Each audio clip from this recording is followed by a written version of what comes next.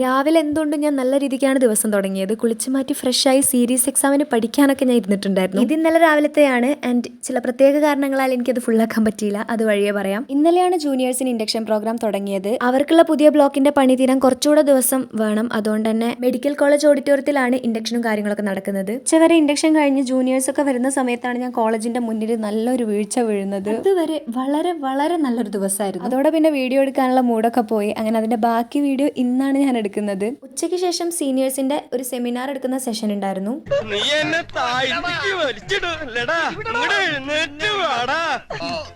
അഫ്രയും അബയും കായപ്പത്തിനടി ഉണ്ടാക്കിയ സീനാണ് നിങ്ങളിപ്പോ കണ്ടത്. അല്ല, ഞാൻ കോളേജിന്റെ മുന്നിൽ ഊരയും തല്ലി വീണതിനെ കുറിച്ച് അഫ്രയ്ക്ക് എന്താ പറയാനുള്ളതെന്ന് കേൾക്കാം.